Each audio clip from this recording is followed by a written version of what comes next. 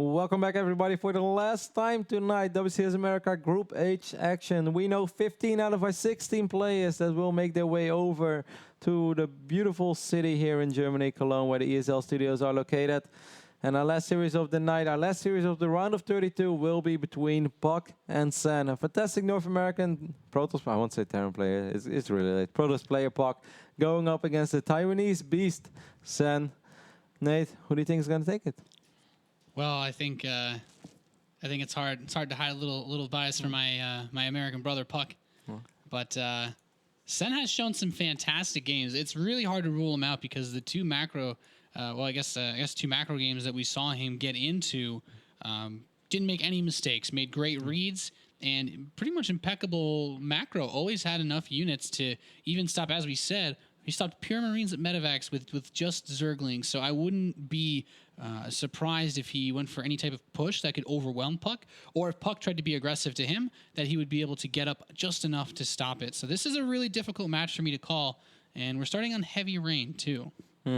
So you basically don't know who's going to take it? Yeah, no idea. We'll just... Well, we are starting on heavy rain. The players are ready, and we are ready, so we can just go ahead and jump into game.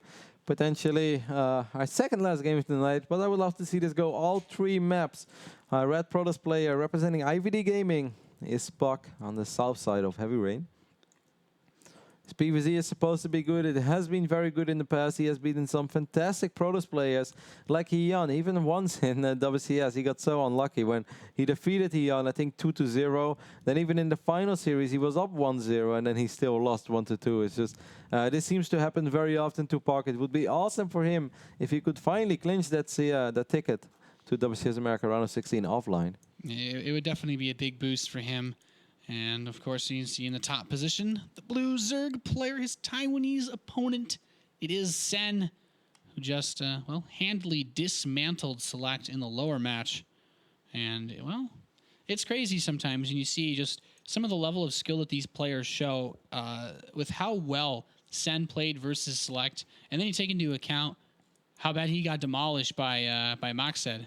Yeah, this is something that has been kind of a tradition of Sen, though. Like, he's always been, I think, way better in ZVT, and his ZVZ has always been solid, but I think that ZVP has been, like, his weakest matchup ever since we got to see him in action in ZVP. Of course, there were times where he was also good in dropping, like, Fungal Grove with Infestors and making Brute Lords, but I think traditionally he's been better in the other two matchups, and early today, he did not look that impressive against Maxed. I'm still impressed with Maxed's play. And I really think, like, just to talk a little bit more about Maxed, who's, of course, our first player that advanced earlier today. If Maxed has worked on his PVT, which has been, like, kind of what has been holding him back in the last two playoffs of WCS America, is if PVT is a lot better right now, I can see him go very, very far in this WCS America, because his PVZ looks really good right now, and he's also capable of playing a legit macro game, and his PvP has always been quite good, especially with practice partners like Jim. I think the player that advanced earlier, Maxed, has a very realistic shot at having a very deep run this WCS. Especially a good point about the PVT, since there are so many high-level Terran players that have made it to the round of 16. And Sen actually takes this third base as his first hatchery. I mean, puCK was pretty tenacious about blocking, and especially with the canceled pylon, just to try to buy even more time.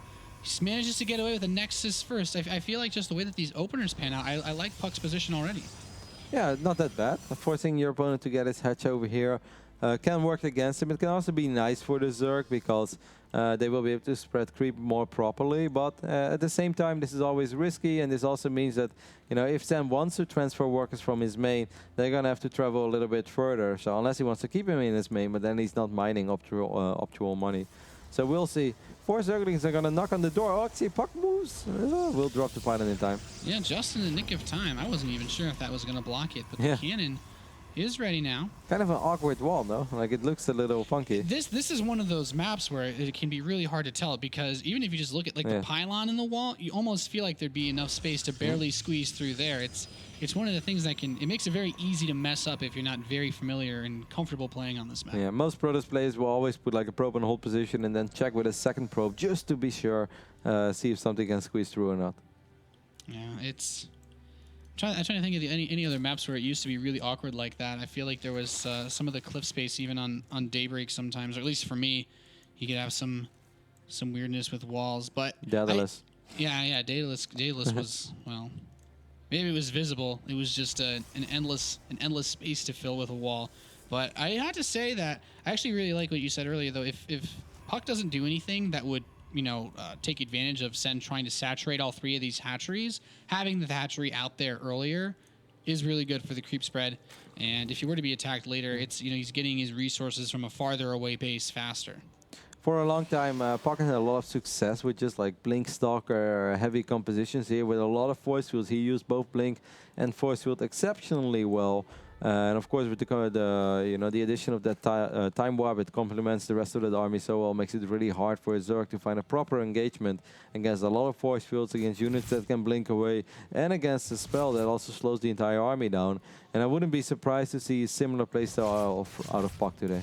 Yeah, that's I'd say it's almost one of it's like the classic puCK style. A lot of blink stalkers, like a big like +2 attack, blink stalkers, and sometimes with a couple of immortals as well.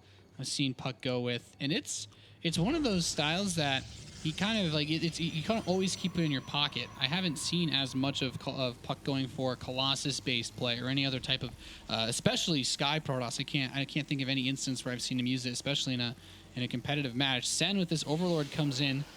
We'll see pretty much nothing, but the natural Overlord does see the robotics facility behind the mineral line.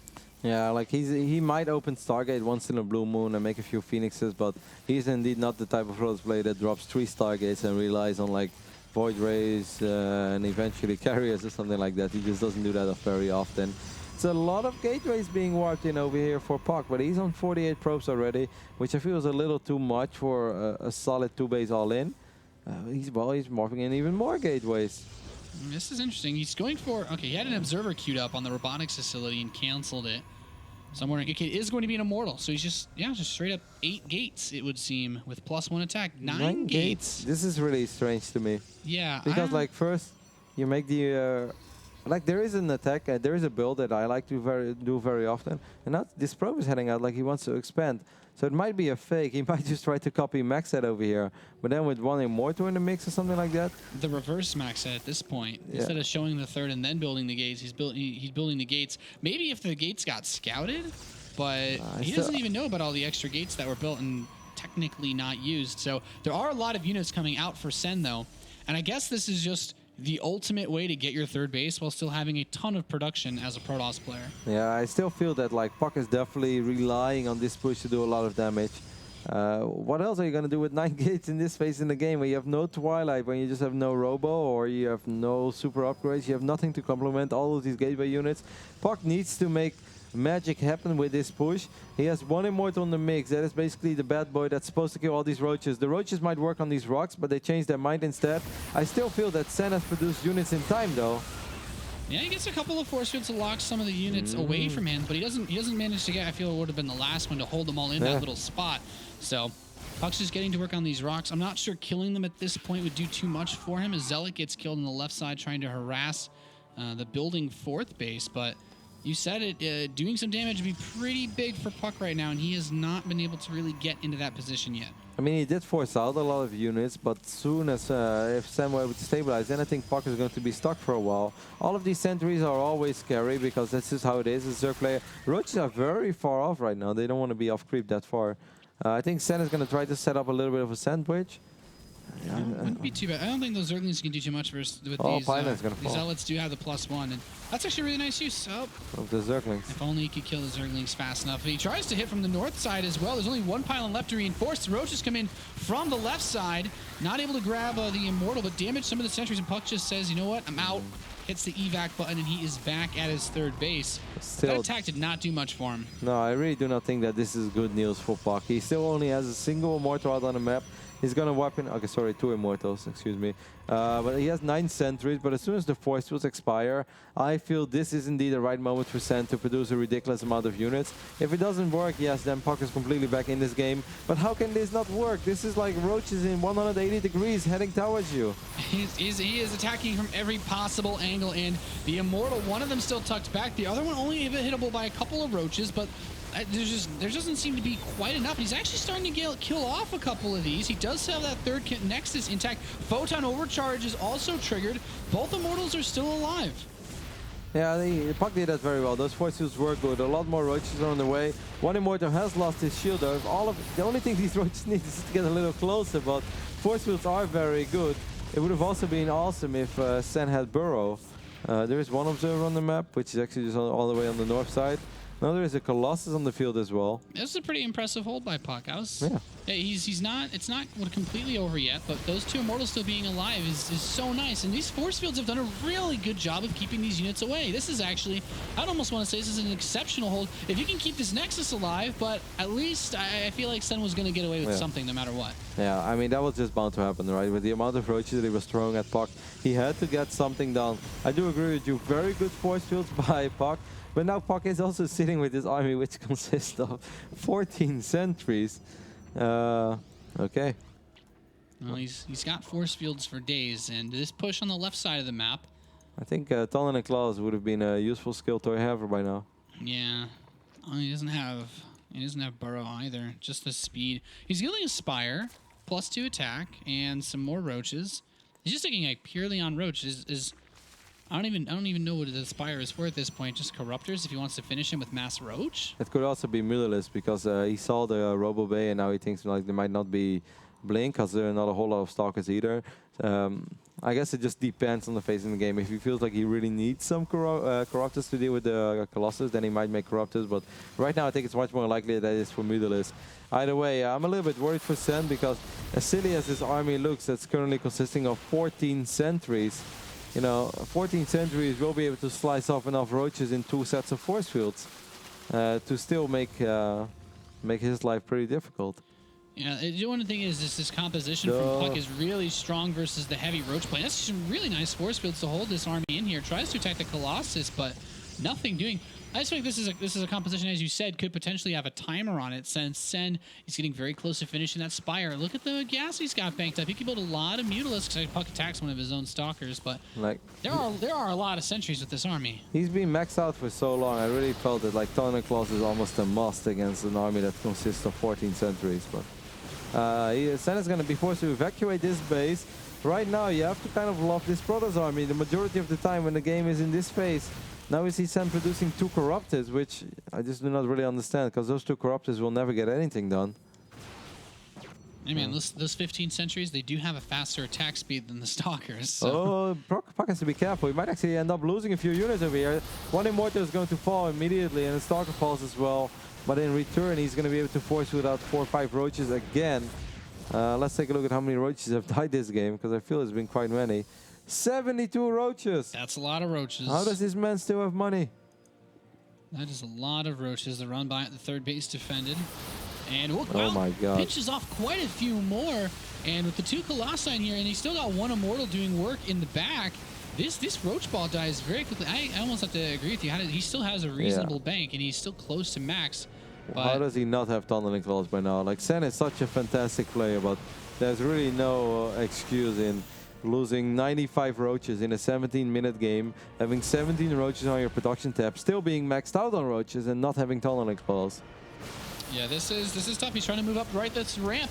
He still has a lot of force fields available, but the Corruptors pick off one of the Colossi, trying to get the second one, but not able to do so. There's so many Stalkers with this force, and it's just mass roach. As long as he can keep some sort of tech unit alive, he has the Immortal in the back, and we're broken 120 roaches slaughtered in this game. The roaches coming out of the third base will try to reinforce and kill itself, even as a Hydralisk, and you can see there's nothing made with it. And this I haven't seen pure mass roach like this in a long time, but it seems that puCK is still trading pretty damn well versus it. There's a reason, I guess. puCK is showing us the reason. Immortals are really good. Let's take a look at this Immortal. 35. Oh my God. And these are all roaches, guys. That Immortal has killed 38 roaches all by himself. And he's still on full HP. Because that's just what he does. puCK is going to win game 1 over here after killing a ridiculous amount of 167 roaches in 18 minutes. 18-minute game, 168 roaches. How many roaches is that per minute? That's like close to 10 roaches per minute, maybe like 9, right? He's setting the speedrun world record for most roaches killed in a PV. Well, I guess the fastest number. Yeah, of that's roaches like go. a little more than 9 roaches per minute. Like Sen is a world-class Zerg, and I love him, and I think he's fantastic. But I do not think that there is an excuse for losing 168 roaches and not researching tunneling claws. Then you're kind of pushing it. Yeah, I don't know, man. That's just one of those games that you look at and you're like, that felt pretty rough for Sen, because I feel like, and we were kind of talking about this, Yeah. he almost killed puCK, and Mm-hmm. that was the turning point of the game. Even though he lost the Nexus, but I feel like it could be one of those situations where you just get tunnel vision. You're like, oh, I've almost got him dead, and then you just stick to roaches and you realize, okay, I guess maybe should have switched to something else You always sooner. think he will run out of sentry energy, right? Like eventually he's not gonna force with me anymore. Well, with 14 sentries, At 14 centuries, there's And a like- lot of force fields. and if there are like 4 or 5 immortals in the mix, let's say 5. Maybe then tunneling claws won't even make the difference anymore, because yes, then they tunnel, they move forward, but then the immortals are just sitting there hammering away at all these roaches. But there were only 2 immortals in that mix. Yeah. And like, if he burrows, there is really not that much DPS in that Stalker Sentry army with those 2 immortals. He can literally move forward with all of his roaches. He can unburrow below that army, and then he's gonna kill all of those sentries at once. Of course, he's gonna lose a few roaches in the process, but not 168. Yeah, definitely not. Either way, though, I mean, it was a cool game. I'm still not exactly sure how I feel about the opening of puCK. Like, that's a ridiculous amount of gates. Yeah, it was weird. It worked out in a very weird manner. So there was very few situations I can think of where having 9 gateways before you take your third and not actually pushing gives you an advantage. But I it don't know. worked. It did work. And puCK right now, again, this must be like the 4th time in puCK's career that he is 1 map win away from clinching that spot to WCS America round of 16 offline finals. Will this talented North American Protoss player finally make his journey complete? Or is Sen going to be able to make a comeback and at least even up this series? The map is going to be played on Polar Night. We're ready. The players are ready. We can jump into game. And here we are on Polar Night. We have our blue Zerg player in the bottom, down a game. The Taiwanese Zerg, it is Sen, who, I mean, we've seen some great play from him, but that last game, it just, I don't know. It's hard to understand all of the decisions that were made. Like, I really think we should just like, what date is today? I have no idea. It's like the 12th or something. Yeah, Is so that it's correct? the 13th now, It's technically. 12 or 13. That will be the day that the roach died. Madonna made a song. The day the music died. Well, this is the day that the roach died. The day 168 roaches died. Yes. all brutally slaughtered by this red Protoss in the top. From IVD Gaming, it is puCK, the Roach Slayer. He sure is a roach slayer. What does puCK have up his sleeve on Polar Night? Is it going to be something funky? Because that last build was a little funky. And even though like the build might not make a whole lot of sense on paper, a lot of Zergs will tell you, it doesn't even matter what Protoss does, because those kind of builds are scary. If you underreact, you're still going to die because it's 9 gateways and he's going to produce so many units. But if you overreact, then your economy is going to fall behind. He has 3 bases. I still think there's a better way to polish the build, and I do not think that 9 gates was optimal. But, sometimes doing stuff different is just as good as doing the right things right. Yeah, and it's also funny to consider, because I feel like puCK's build would have had extra strength if an Overlord had seen all those gates building to force a reaction, but it just turned out weird like that. By the time puCK had those gates, Sen, with he was forced to take that 3rd base on the outside, was just able to get his full saturation, so it didn't have as much of an impact. And we can see here puCK just trying to be rather tenacious. His Nexus is already on the way, so every second he delays a hatchery here is money for him. Once upon a time, I think Parting was able to like block his hatch for so long that he got the Nexus down, the Forge down, then this pylon down, and then he was still having enough HP on this probe to drop the pylon over here. That's like the best hatch block that I've ever seen in my life. It's so hard to get all those buildings down because you have to look away, and every time you look away, if you shift click your probe, it's gonna take a hit. Yeah. It's unreal how he did that. There was a game on Belshire. It's really bizarre. That man makes you believe you can do things with Protoss that the majority of us would lose ladder points attempting. Been there, done that. No gas yet for Sen as he scouted this opening. He saw some fortress and he decides to go 3 hatcheries. 3rd hatch being warped in, or morphed in, sorry, in like 3 minutes, 45 seconds. That's pretty quick. Not the quickest he could possibly get it, but still pretty damn quick.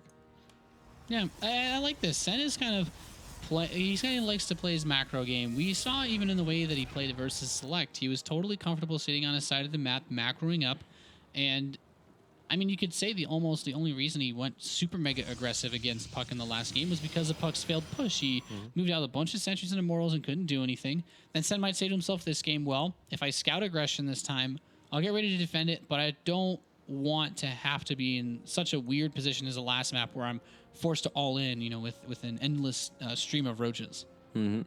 And puCK has shown us that once more that his force fields are still pretty impeccable against Zerg, because that push at that third base on Heavy Rain, that was really hard to hold regardless. He had 2 Immortals. If those Immortals would have been exposed one way or the other, if one time he would have too many roaches squeezed through, he's going to lose a bunch of sentries, but he kept almost all of his units alive. I do think that Sen was indecisive. I think if he would have just right-clicked on the Nexus a lot sooner, that Photon Overcharge wouldn't have pushed out as much damage as it did.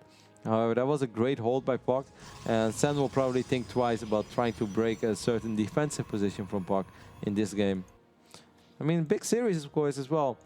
Let's not forget, guys, everyone who is qualified for WCS America Premier League walks away with $2,000. However, if you make it into the round of 16, you get another $1,000, and above all, you also guarantee your slot for next season in the WCS America Premier League. So that means another $2,000. So an extremely important game here for puCK, one that he would love to win.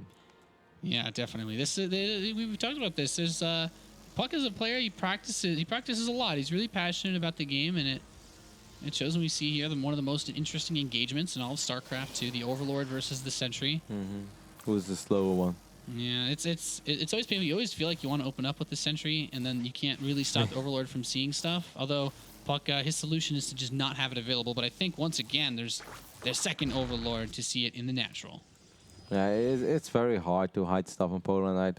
We went over this too many times already. So he will see this row, but this is an excellent map for just an Immortal Sentry all in. What could be the case as well is that puCK's going to move out with maybe like, okay, no, actually he's going to wipe in 5 gates, 6 gates, 7 gates. So this is just looking like a little more of a traditional Immortal Sentry all in. So if we were watching MC do this build, I would be 100% confident it's 2-base all in. But we're watching puCK do it. And on the last map, I thought it was going to be a 2-base all in. He does, and I'm still not sure. He's still building probes.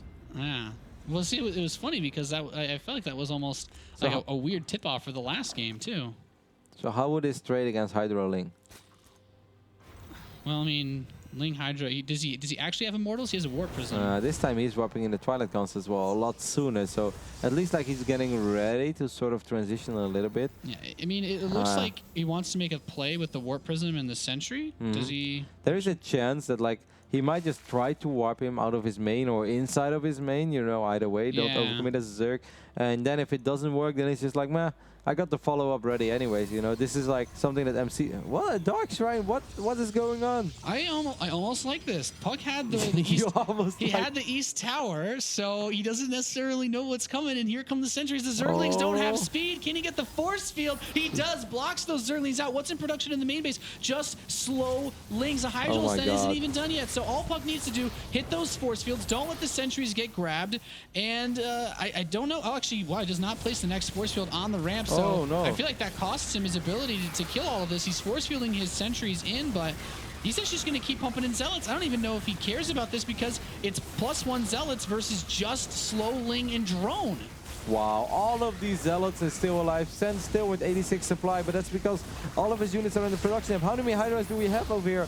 Oh, the Hydras get stuck between those Zealots. The Zealot sandwich to finish off all of these Hydras, and this might be it. Oh my goodness, I can't even, those Hydras, man, that's the wrong place to be born, right in front of all those Zealots. And now we see the rest of them are trying to squeeze up this ramp, and puCK is hitting those force fields. The lair has been destroyed, and if he keeps these forces out, he can kill the Hydro Stent potentially before the range upgrade finishes. He can kill the Evolution Chamber before he gets +1 attack as well.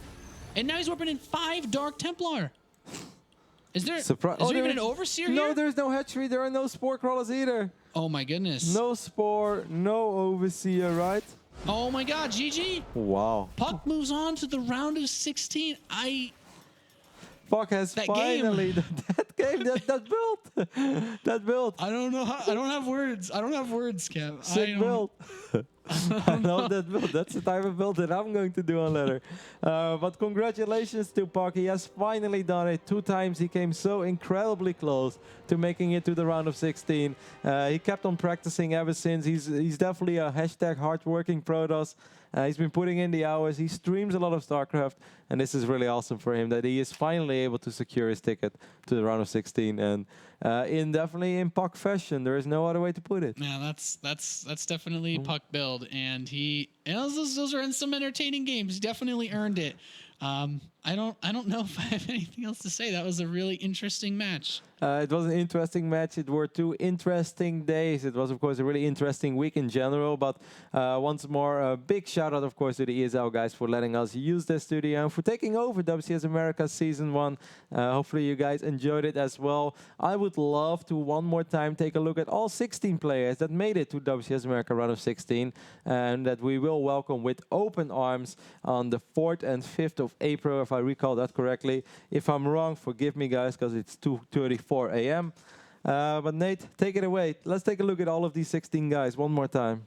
All right. Well, from groups A and B, we had some Axiom players managing to get through. Alicia, teammate as well, Oz, and then teammates of Heart, and then Oz with Tidming. So a pretty decent balance for the first one. And then I think group C and D, especially D, is where things started to get a little bit crazy. Hyun and Revival made it out. 2 very strong Zerg players, and then Arthur Bomber from group D. This is where pretty much everybody. Started to go a little crazy with WCS. It already started a little bit with Group B, perhaps, when Tutming advanced, this Chinese Zerg player that we don't know that much about, and the rise of the Chinese players just continued. And it wasn't even Jim, the flag carrier of like 2013, but in Group E, we had Jigua, perhaps still. That was perhaps even a bigger upset than Jaedong being eliminated, Hero being eliminated, Liquid Hero out of all, a winner of WCS America Season 1. One of the guys we saw at BlizzCon also have he didn't have a good run at BlizzCon, but he just won IEM Cologne. Absolutely no one expected Hero to be eliminated off Group E. It's awesome to see puCK on top of that group. In Group F, we saw Crank winning that group, also a little surprising. Teja is runner-up. Well, the only thing that's surprising about that is that he didn't win the group. Yeah. Group G, Polt advanced. We saw that yesterday. That was already a show that we did here from this studio. Polt, of course, the champion of WCS America Season 2 and 3. He's still alive. But he was sweating a little bit as this young and talented Terran player that we saw upset perhaps some people yesterday. Neep made it through in 2nd place, and Neep came so close to defeating Polt. That Neeb's play in yesterday's matches, I think, as someone that maybe probably wasn't as known about, this guy he certainly earned it. And I feel like I really hope he's earned a lot of fans. I can't wait to see him play in the round of 16. Him and puCK both, two of our American players that really work hard and finally get an opportunity to be on a stage to play for their region. Yeah, I think this is so awesome. If you take a look at the 3 North Americans that have always been in North America, you have puCK, the oldest school out of all of them. Then you have puCK, who's been like this player that came up in like 2013. He's been around for a while, and maybe even late 2012, and now finally truly establishing himself. So you have like super old school, middle school, and then you got the new school kid with Neep. How cool is that? But once more, shout out to the Chinese players as well. Today, Maxset again being impressive, coming out on top of his group, making it into the round of 16 for the 3rd time in a row. Overall, I think these were 2 fantastic days of StarCraft. I definitely had a lot of fun here at the ESL studios. Yeah, I had a lot of fun. It was definitely a pleasure to get to cover some of these guys. A lot of these players I know. A lot of these players, it's cool to see the opportunity come up. I'm really happy that I'm really happy for puCK. I know he's definitely sitting at his computer, almost in tears of joy. I think there's a good chance that we'll see a victory stream of puCK tonight. Oh yeah, hopefully. And of course, for a lot of the Americans, it's still pretty early. I think right now, local time, California should be 6:37, if I'm not mistaken, maybe 7:37. So I'm pretty sure that you guys can expect a victory stream tonight of puCK, and you should definitely check it out and congratulate him. And I think that pretty much does it for us, Nate. Yeah, I think that's just about it. The end of the round of 32. We're pretty much wrapped up until April now. Yes, early April. That's when all the action goes live again. If you guys want to make sure that you won't miss anything, please check out starcraft2.com/WCS. It's a fantastic portal where you find all the information about WCS Korea, or GSL, I should say, WCS America, and WCS Europe. You can find a lot of VODs there as well. You'll see the WCS ranking, because let's not forget, there's a lot of money on the line, but WCS points are to be earned as well. You know, BlizzCon looks far away, but before you know it, it's time for BlizzCon again. Yeah, those points add up very, very quickly, and there's not too many opportunities to get them. Well, these have been some very long days for us, and also our producer who's sitting in this dark corner. So I think it's time for us to close out the show. Nathanius, thank you very much for coming over on such short notice here to Europe. Did you have fun? I had a lot of fun. Clone's a great place in StarCraft. This is awesome. I'm happy to hear that. Well, I definitely had a lot of fun casting the games with you. Hopefully you guys at home had fun as well. And of course, once more, a big shout out to ESL for just jumping into things and picking up WCS on such short notice. Big shout out to all of you. Hopefully you enjoyed the show. And I can't wait to see you guys again on the 4th and 5th of April for lots of WCS America action. And of course, Europe by then as well. Good night, everybody, and see you again.